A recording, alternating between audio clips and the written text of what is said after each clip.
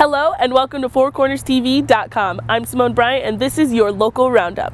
Pollution is in control for Mesa Verde and the Grand Canyon.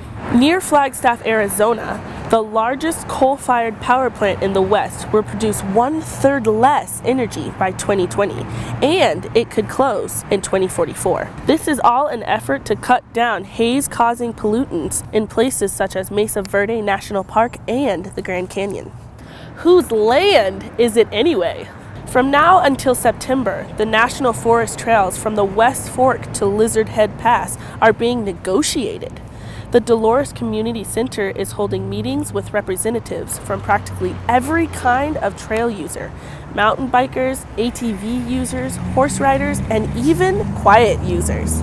They're coming up with a TMP or travel management plan, and the Forest Service plans to propose a new recreation map in September.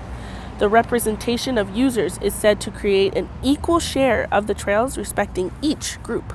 Now, representation of another group is diminishing. The Bureau of Land Management is drafting amendments to improve protection of the Gunnison sage grouse. With only 5,000 birds remaining, the BLM would prefer to keep the grouse off the endangered species list. Fish and Wildlife has agreed to delay its decision until November on whether to list the bird under the Endangered Species Act or not. And how about yesterday's weather? It screamed monsoon season. The hard rain that hit Monday has already saturated the ground, and there's more moisture coming up as flash flood watches take effect from noon to midnight today for the Durango and Pagosa Springs areas. Weather-wise, it might not be the best week to hit the ground running, but listen to this. Researchers have found that those who run lower their mortality rate by about 30%. And it doesn't matter how long you run or how fast.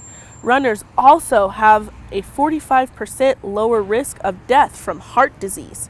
If that doesn't get your feet to start moving, this might. Other risky mortality factors like high blood pressure and smoking are balanced out.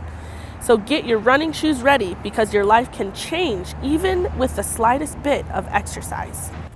Now this neighbor exercises, his musician writes. He lives the life of a rock and roller, but he realizes you must stick to your dream through thick and thin. Find out the entire story today on In the Neighborhood at 3 p.m. right here on FourCornersTV.com. How would you like to stay at a bed and breakfast that takes its name from the FBI's top 10 most wanted list? The America's Most Wanted Suites and Bed and Breakfast now has rooms available. Built with 1 foot thick walls, you are sure to get a quiet night's rest. The imprisoned leader of a polygamous sect, Jeff Warren, never occupied the compound. By turning it into a bed and breakfast, the community hopes to get past its dark history.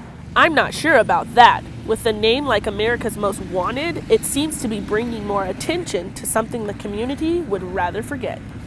Thanks for watching the local roundup on FourCornersTV.com. I'm Samone Bryant, and we'll see you tomorrow.